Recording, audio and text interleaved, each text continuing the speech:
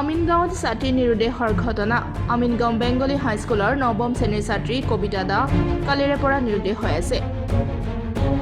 শনিবাৰে বিদ্যালয় ছুটিৰ পাছতে বিদ্যালয়খনৰ গেটৰ সন্মুখৰ পৰা নিৰুদ্দেশ হয় ছাত্ৰীগৰাকী। ঘটনা কেন্দ্ৰ কৰি আমিনগাঁৱৰ দয়ালনগৰ কলনীৰ ৰাইজৰ মাজত তীব্ৰ চাঞ্চল্য। পৰিয়াল তথা স্থানীয় ৰাইজৰ সন্দেহ ছাত্ৰীগৰাকী দুষ্ট চক্ৰৰ কবলত পৰিব পাৰে। মাতৃৰ ধাৰণা অনুসৰি ছাত্ৰীজনীৰ কোনো যুৱকৰ সৈতে কোনো সম্পৰ্ক নাছিল।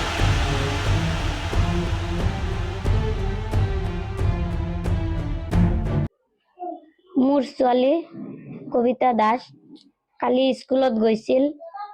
স্কুলৰ পৰা আৰু ঘৰত আহি পোৱা নাই।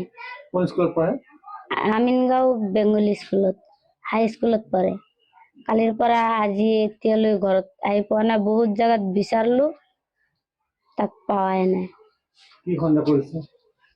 এতিয়া তাক কোনোবাই ধৰি লৈ গৈছে নে কি, কিডনেপ চিডনেপ কিবা ওলাইছে, এগিলাই লৈ গ'ল না কি, কিবা বিপদে পৰিল। এতিয়া সেইটোৱে আমি সন্দেহ কৰিছো। পুলিচক জনাইছো। পুলিচে কৈছে আজি তদন্ত কৰিব। কাৰোৰ লগততো যোগাযোগ থকা বুলি নাই। সেনেকা নাই।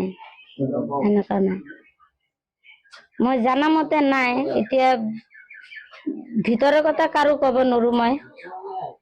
মই জানা মতে নাই এগিলা। পৰিয়ালটো দেখা পাই গমেই পাইছে যে অতি দুখীয়া আৰু অতি নিম্ন খাপৰ পৰিয়াল। ছোৱালীজনীৰ দেউতাক মন্টু দাস এজন সাধাৰণ ড্ৰাইভাৰ। যোৱাকালি স্কুলৰ পৰা নিখোজ হৈ আছে বৰ্তমানলৈকে। আৰু বৰ্তমান পৰিস্থিতিত যিটো হৈছে, এই ছোৱালীবিলাক নিখোজ হৈ থকাৰ এটা গভীৰ ষড়যন্ত্ৰ নিহিত হৈ আছে প্ৰত্যেকটো ছোৱালী নিখোজৰ লগত। ছোৱালীজনীৰ বয়স অতিকৈ কম, প্ৰায় 16 বছৰ হ'ব। গতিকে সদাশয় সংবাদ কৰ্মী, সংবাদ মাধ্যম তথা আমিনগাঁও আৰক্ষী চকী, আৰক্ষী বিষয়া মহোদয়ক সকলোকে কাতৰভাৱে অনুৰোধ কৰিছো যে এই ঘটনাটি অতি দ্ৰুতভাৱে আৰু অতি ক্ষিপ্ৰতাৰে অনুসন্ধান কৰি এই দুখীয়া পৰিয়ালটোৰ প্ৰতি তথা সমাজখনৰ প্ৰতি এটা দায়বদ্ধতাৰ চিন যাতে সকলোৱে দিয়ে। ছোৱালীজনীৰ নাম কবিতা দাস।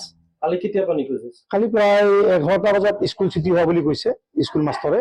তাৰপিছৰ পৰা ছোৱালীজনী গেটত আছিল। তেতিয়ালৈকে আমাৰ তেওঁৰ লগত তেওঁৰ সহপাঠীসকলে যিটো কৈছে থিয় হৈছিল। তাৰপিছতে তেওঁ বৰ্তমানলৈকে এতিয়ালৈকে কোনো ধৰণৰ খা খবৰ নাই।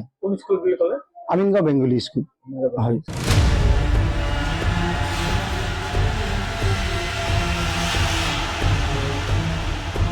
Bureau report, democratic Assam.